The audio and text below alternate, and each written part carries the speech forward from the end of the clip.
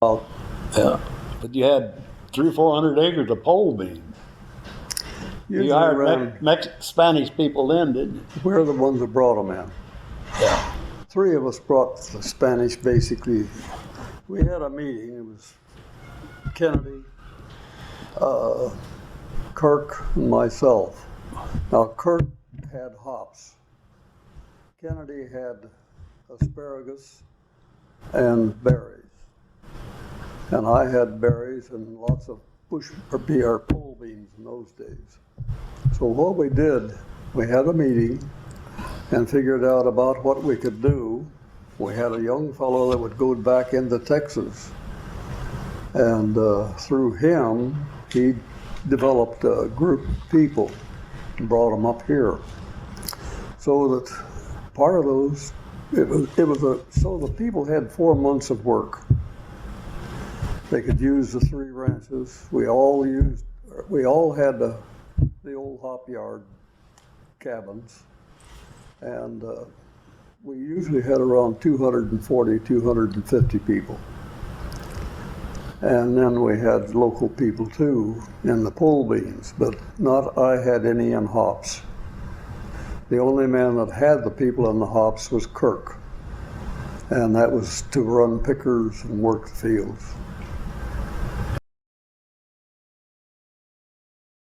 Oh, when did you buy that place?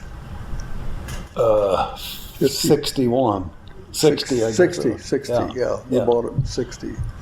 I bought the Dalkenberg Ranch in 1960, yeah. And then I bought the Pope place in 1966. Those were Spanish contractors. Yeah, just the only one that we had then. I guess we call them contractors, didn't we? Yeah, we did, yeah.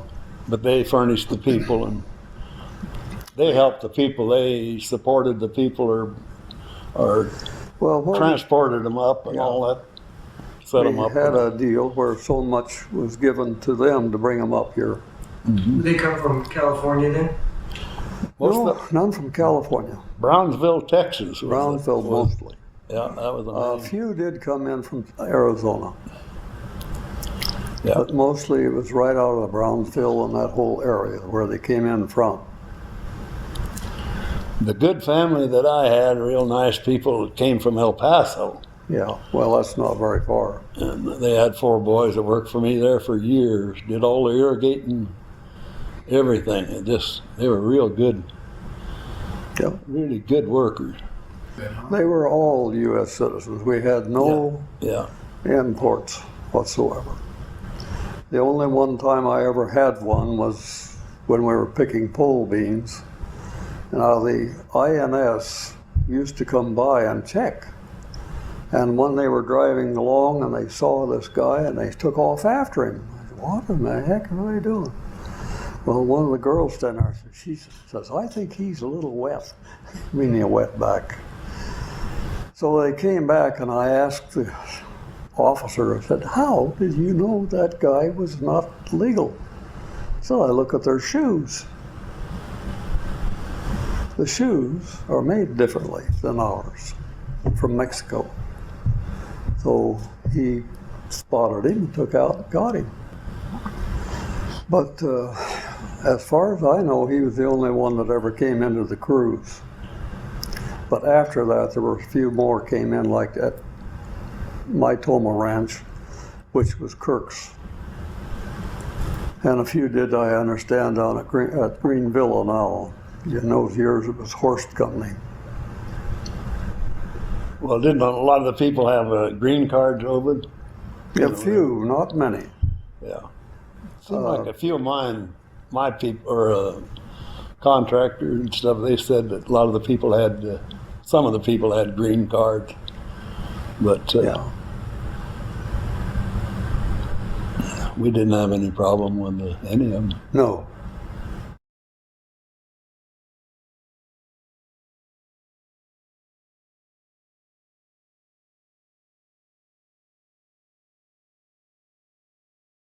They would. Yeah, some of them stayed in the camps all summer. like you were saying, they rotated from what, Ovid, from the pole beans to the hops and well, strawberries. between the three of us, we could keep them busy for about pretty close to 2 months. And rotating into the crops. Yeah. And then after hop picking, that was the last thing. A lot of them took off for up apples and up north. Yeah. Yakima, Wenatchee, up in there. That was the older ones. Yeah. But the kids all went back down to Texas to school. The first family to stay here was right down here on 2nd Street. They bought a house, and I knew them, still know them, they're still here. But what was his name, Ovid? That fellow you named him when we talked on the phone the other night. What was his name? You mean not the first Spanish fellow that come in to town. Oh well, that was oh God. He came in here back in the Second World War era. Yeah, right. He worked for McCarthy across the river here. First one in Salinas. Huh? Salinas. Salina, yeah. But up until then, they're just people talk about the old hop fiesta. It was festival, wasn't it? Yeah. But there was no Spanish people here for the hops.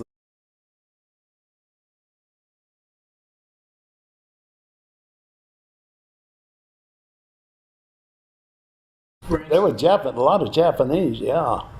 Japanese. I can remember the Wigridge Ranch, the old train used to come in there over, Yeah. I can remember that backing across that field in front of Bob Fitz's house with flat cars, and it was loaded with Oriental. I'm pretty sure they were Japanese. But there was Chinese too. And Filipinos. Yeah, a lot of Filipinos, yeah. Filipinos ran the McLaughlin Ranch for years. Oh, Yeah.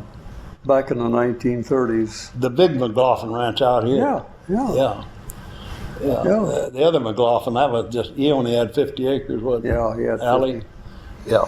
But they had a camp down there up on a hill there at the McLaughlin Ranch, and there was about 60 or 70 full-time people that lived there, and they were all Filipinos. They didn't like me because I stole the pheasants out of their traps. I was only 6 years old then. So. The horse company was the biggest camp in the country, wasn't it? Yeah, always. But they used to have McCarthy Horse Company and out there on the south. They had camps where a lot of people stayed here, but they always had a Friday night wrestling match or fights. Now, Yeah. It's the Golden Gate, they call it now, used to. They, all of us had a deputy. Now, what they did, if they got... Did you have any of the, in your Pole Bean Junior, did you have any of the Indian folks there from Siletz or Grand Ronde? Or I had about 20 that came and drove over and picked. One family stayed in the campground. Well, there were people almost all the whole valley here, from New York and... Oh, yeah. Well, especially around Lebanon, up and through there was quite a few people from Lebanon come there and stay, day after day, In the campground? Yeah. Yeah. Oh, yeah, there was people from all over. Well, it was like that movie, Grapes of Wrath, coming through Hopville. That old gravel road, remember, it'd be loaded with Model Ts and Everything. all their furniture on top, dogs and cats and kids, and oh man. And they'd move into the hop, like Werlines and Louisville and down in there, Gordon Hadley and all the old camps down there in the bottom, Wigridge. But so we had 24 cabins there, and we run the store too at the same time. Yeah. All while everybody was there. So it was pretty crowded through there. Oh, but the other yards, or fields, they had lots of Spanish people. Those big families of Spanish people could really pick a ton or 2 tons of beans a day. They could get a lot of beans. Believe me, they knew how to do it. Yeah. The trouble is when the government come in and said the kids can't go out and pick strawberries and pick beans and that stuff like that, that ended everything on the handwork stuff. Yeah. It really, really run them. Yeah. Now the kids are, what do the kids do now? Walk up and down the streets and do nothing. Yeah. Drinking, smoking this and this and that. That's what they're doing. That was the stupidest, darndest law That was a really stupid law. Yeah. Still because stupid. I had one Spanish family. Actually, they lived up at Yakima. They used to come down here, and then the father stayed up there. He worked for Northern Pacific Railroad. Well, there were 4 girls and a boy. The oldest girl had just started college. Everybody worked, and so much of it went toward her college. She got out of college, the next girl, right on down the line, they all helped pay her wage. There were 3 nurses, 1 teacher, and the boy ended up as a engineer for Idaho Power. Wow. So they didn't have any government support whatsoever. They did it all themselves. They did it. The youngest kids were illegal later, but it was a position that they held, and they liked it. I saw one of the girls, 10 years after they finished college. This girl came up, and she looked familiar, but I didn't know. She grabbed a hold of me and says, "You don't know me." I said, "Yeah, I do, but I can't remember your name." She gave me a heck of a hug and says, "Well, you had me pick beans." She says, "No, I really enjoyed that, and I've got a good education out of it." And she says, "I'm married now and got 2 kids, and I wish they could work." They couldn't. Yeah. Now, there was one tall white fella. It was one of the crew around, and we all kind of played pool and stuff together and cards and whatever here in town. But he really surprised us that he could speak to that Spanish fella. He could really could speak good Hispanic or. Did you ever find out where Spanish. he learned? Where he learned? Yeah, where he learned. No. It does seem like he said he was probably running from the law in Mexico, or I'm not sure.